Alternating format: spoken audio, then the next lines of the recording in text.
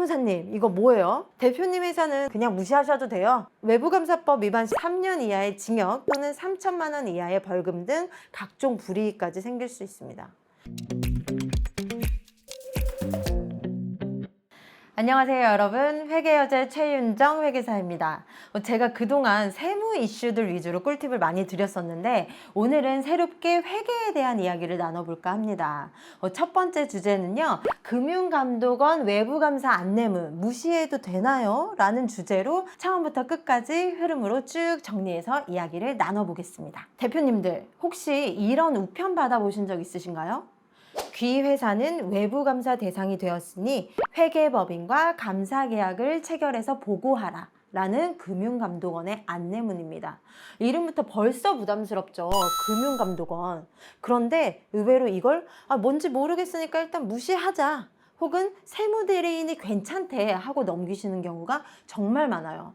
오늘 영상에서는 왜 세금만큼, 아니 그보다 더 회계가 중요한지, 그리고 세무대리인 말만 믿었다가 실제로 무슨 일이 벌어졌는지, 또 내 회사가 외부감사 대상인지 숫자로 직접 체크하는 방법, 연초에 우리 대표님들이 꼭 해야 될 액션, 이 네 가지를 실제 사례와 함께 정리를 해드리겠습니다. 대표님들이 사업을 시작하실 때 궁극적인 목표는 아주 사실 단순하잖아요. 결국은 돈을 많이, 그리고 오래 안전하게 버는 것이라고 볼 수 있는데요. 그래서 매출은 늘고 직원도 늘고 나중에는 내 회사 건물도 하나 올리고 싶으시죠? 여기서 많은 분들이 세금을 먼저 떠올리시는데요. 세금은 사실 사업이 커지면서 부수적으로 따라오는 결과물에 가깝습니다. 그보다 훨씬 더 본질적인 건요, 회계예요. 즉, 내 사업의 언어를 숫자로 기록하는 재무제표입니다. 회계가 정리가 잘 되어 있어야 그 재무제표를 기준으로 세무조정도 이루어지고요, 세금 계산도 됩니다. 세금을 합리적으로 절약하고 싶으시다면 그 출발점은 절대 세무 테크닉이 아니라 제대로 된 회계부터입니다. 스타트업 대표님들은 특히 더 중요해요.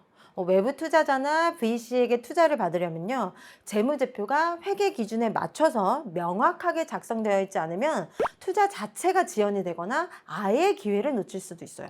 투자자는 결국 이 회사 숫자를 믿을 수 있는가를 먼저 보기 때문에 장부가 어설프게 정리된 스타트업은요, 아무리 사업 아이템이 좋아도 바로 신뢰에서 감점이 됩니다.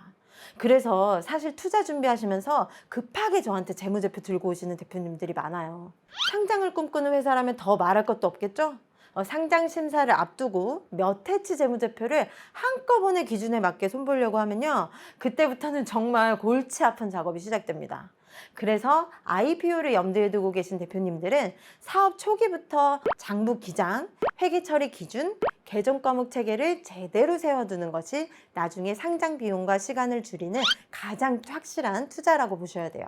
자, 정리하면요, 세금은 결과, 회계는 본질. 회계가 바로 서야 그 위에 세무 조정이 이루어지고 세금 전략도 세울 수가 있습니다. 이 기본을 딱 잡아주시면요, 외부 감사든 투자든 성장이든 이후 단계들이 훨씬 수월해집니다. 사업이 커지면서 어느 순간 개인 사업자에서 법인으로 전환을 또 하게 되고요, 그 이후에는 계속 잘 되면 어느 날 금융감독원에서 한 통의 안내문을 받게 됩니다. 바로 외부감사 대상이 되었다, 회계법인과 감사계약을 체결해서 보고하라는 내용입니다. 대표님들, 보통 국세청, 건강보험공단, 고용노동부 같은 데서 사업 관련 우편이 오면 제일 먼저 누구한테 전화를 하시나요? 거의 100% 세무대리인한테 전화하십니다. 세무사님, 이거 뭐예요? 회계사님, 이거 뭐예요? 문제는 여기서 시작이 돼요. 그거요, 대표님 회사는 해당 사항 없어요, 그냥 무시하셔도 돼요 라는 답을 듣고 그대로 믿고 넘어가는 순간입니다. 실제로 세무사 시험 과목에는요, 회계감사라는 과목이 없어요. 그래서 주식회사 등의 외부감사에 관한 법률, 줄여서 외감법이라고 부르는 이 법을 깊이 있게 공부해보지 못하시는 세무사님들이 꽤 계십니다. 모두가 다 그런 건 아니겠지만요. 그러다 보니까 내 고객의 회사가 외부감사 대상인지 아닌지, 또 언제까지 감사인을 선임해야 하는지 이걸 아예 판단하지 못하거나 또 그 중요성을 체감하지 못해 놓치는 경우가 실제로 발생을 합니다. 대표님들 입장에서는 전문가가 괜찮다는데 뭘, 라고 생각하시죠? 그런데 이거 그냥 무시하셔도 돼요. 이 한마디 때문에 회사가 어떤 상황까지 갈 수 있는지 실제 사례를 하나 말씀을 드리겠습니다. 제가 직접 겪었던 사례입니다. 작년에, 그러니까 2025년이죠. 한 10월 둘째 주 정도에 한 세무사님이 아주 급하게 저한테 전화를 주셨어요. 회계사님, 제가 기장하는 거래처가 외부감사 대상이라고 금융감독원에서 안내가 왔는데요. 10월 말까지 감사계약을 체결해서 보고하지 않으면 지정감사 대상이 된다고 합니다. 급하게라도 감사 맡아주실 수 있을까요? 라는 내용이었어요. 그래서 급하게 감사계약을 체결하고 또 금융감독원의 수임보고까지 빠르게 마무리를 하긴 했습니다. 뭐 여기까지만 보면 아우 그래도 다행이다 싶지만요. 진짜 중요한 질문은 이겁니다. 이 세무대리인이 왜 이렇게 마감 직전에야 연락을 했을까요? 알고 보니 그 회사는 연초에 이미 금융감독원으로부터 안내문을 여러 차례 받았습니다. 대표님이 그때 세무사님께 물었을 때 들은 말은 딱 한 줄이었어요. 대표님 회사는 해당 사항이 없으니까요. 그냥 무시하시면 돼요. 이렇게 대답을 하신 거예요. 대표님은 전문가니까 그 말을 믿고 그대로 안내문을 쓰레기통으로 던져버렸고요. 금감원 안내문은 외부감사인을 선임하라고 7월, 9월 계속해서 촉구 안내문을 보냈습니다.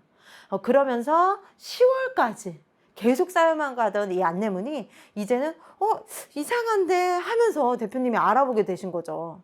여러분, 이거 적십자회비 고지서가 아니에요. 그렇게 생각하시면 절대 안 됩니다. 더 큰 문제는 그 뒤에 드러났어요. 외부 감상이 되었다는 것은 장부도 회계 기준에 맞춰서 제대로 작성이 되어 있어야 된다는 의미입니다.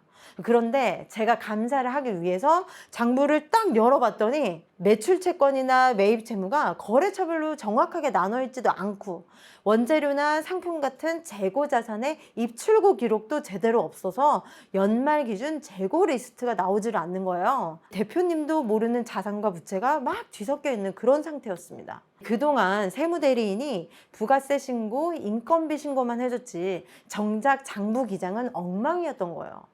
실제로 대표님도 그때서야 매출 채권이나 매입 채무 금액을 보시고는 아니 나는 이런 받을 돈과 줄 돈이 없다. 매출 채권으로 달린 금액은 이미 다 받은 금액이고 또 매입 채무는 이미 다 준 금액이다 라고 하면서 황당하고 억울하셨다고 했어요. 왜냐하면 장부라도 잘 정리가 되어 있었다면 이렇게 자산과 부채가 과대하게 계상이 되면서 외부감사 대상으로 선정되는 일도 없었을 거기 때문이에요. 그렇다면 이제 가장 중요한 질문으로 돌아가 보겠습니다. 대체 어떤 회사가 외부감사 대상이냐? 주식회사 등의 외부감사에 관한 법률이라는 법이 있습니다. 줄여서 외감법이라고 말하는데요. 이 외감법 제4조에서는요. 외부감사 대상을 이렇게 정의를 합니다.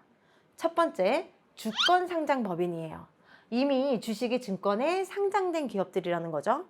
두 번째는 해당 사업연도 또는 다음 사업연도 중에 주권 상장법인이 되려는 회사를 말해요. 마지막으로 세 번째는요. 그 밖에 직전 사업연도 말에 자산, 부채, 종업원수 또는 매출액 등 대통령령으로 정하는 기준에 해당하는 회사가 됩니다. 특히 이 세 번째, 일정 기준에 해당하는 회사가 비상장, 중소, 중견 대표님들에게 핵심입니다. 구체적인 기준은 외감법 시행령 5조에서 다루고 있는데요. 첫 번째, 직전 사업연도 말 자산 총액이 500억 원 이상인 회사. 두 번째, 직전 사업연도의 매출액이 500억 원 이상인 회사입니다. 그리고 실제로 많은 회사가 걸리는 기준은 다음인데요. 다음 각 모계사항 중 2개 이상에 해당하는 회사입니다. 직전 사업연도 말에 자산 총액이 120억 원 이상, 직전 사업연도 말에 부채 총액이 70억 원 이상, 직전 사업연도의 매출액이 100억 원 이상, 직전 사업연도 말에 종업원이 100명 이상인 회사입니다. 여기서 중요한 포인트는 두 가지예요.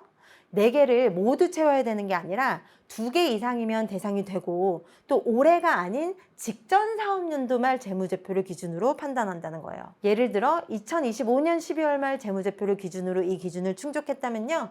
2026년 올해 회계연도부터 외부감사를 받아야 하는 회사가 됩니다. 이렇게 외부감사 대상이 되면요. 일정한 타임라인을 반드시 지켜야 돼요. 일반적인 흐름은 이렇게 이해를 하시면 되는데요. 먼저 해당 연도 연말 또는 다음 해 초에 그러니까 가결산 자료로 외부 감사 대상 여부를 먼저 판단을 해보셔야 됩니다. 지금 시점으로 보면 2025년 결산 재무제표를 기준으로 2026년 외부 감사 대상이 되는지를 확인하는 거겠죠. 그러고 나면 3월 정도가 되잖아요. 그때면 대표님의 세무대리인이 결산을 완료하고 법인세까지 계산을 해서 들고 올 겁니다. 이때 세무대리인과 함께 최종 여부를 확인하시면 돼요. 확인을 했는데 대상이면 4월 말까지 회계법인과 감사계약을 체결하시면 되고요. 그러고 나서 감사계약 체결 후 2주 이내에 5월 14일까지 증권선물위원회에 감사계약 체결 사실을 신고하시면 됩니다. 만약 이 기한을 넘겨서 가만히 있으면 어떻게 될까요? 금융감독원이 7월 초에 1차 안내문을 발송을 하고요. 이후에도 계약이 없으면 9월에 2차 안내문을 발송을 합니다. 10월까지도 감사계약을 체결하지 않으면 금융감독원이 증권선물위원회를 통해서 감사인을 직접 지정합니다. 지정감사라는 건 내가 우리 회사를 감사해줄 회계사나 회계법인을 직접 고를 수가 없고 나라에서 시키는 대로 정해주는 회계법인한테 감사를 받아야 된다는 거예요. 내가 직접 감사인을 골라서 감사를 맡기는 걸 자율수임이라고 하고요. 나라가 지정해주는 걸 지정감사라고 합니다. 이렇게 지정감사를 받으면 일반적으로 자율수임 회계감사보다 수수료가 보통 높을 수밖에 없겠죠. 외부감사법 위반 시에는요 3년 이하의 징역 또는 3천만 원 이하의 벌금 등 각종 불이익까지 생길 수 있습니다. 앞서 말한 4월 말까지 계약을 체결해야 되는 건 초도감사 회사, 즉 외부감사라는 걸 처음으로 받는 회사의 기한이고요. 이미 이전부터 계속 감사를 받아오고 있는 회사는요.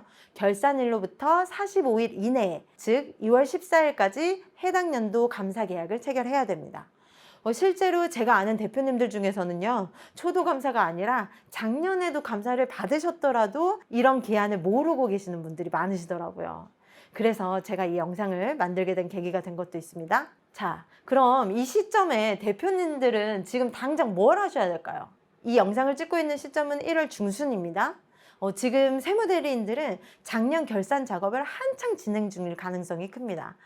이 시점에 대표님들이 꼭 해주셔야 할 것 3가지만 정리하면 이렇습니다. 첫 번째, 장부를 한번 보여주세요 라고 직접 요청을 해주세요. 물론 세무대리인이 직접 알아서 들고 오면 다행이지만 그렇지 않은 경우도 있어요. 최소 분기당 한 번은 재무상태표나 손익계산서, 거래처별 채권 채무, 그리고 재고 리스트를 직접 눈으로 확인을 해보세요. 두 번째는 4가지 숫자를 체크해 봅시다. 자산 120억, 부채 70억, 매출 100억, 직원 100명 중에 2가지 이상인지 직전 사업연도 말 기준으로 지금 시점으로는 2025년이겠죠. 이 기준으로 그래서 내가 외부감사에 해당이 된다? 그때는 과대계상되어 있는 자산이나 부채가 없는지를 꼭 한번 확인하시면서 장부를 제대로 정리를 하고 가셔야 됩니다. 마지막으로는 금융감독원이나 증권선물위원회, 국세청 등에서 온 우편은 무시가 아니라요. 질문 후 확인을 꼭 하셔야 됩니다.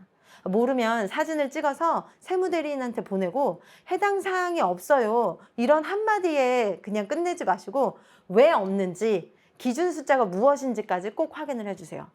물론 가장 좋은 건 이런 과정과 기준을 미리 설명을 해주고 외부감사 대상 여부를 선제적으로 같이 체크해주는 세무, 회계 파트너를 만나는 겁니다.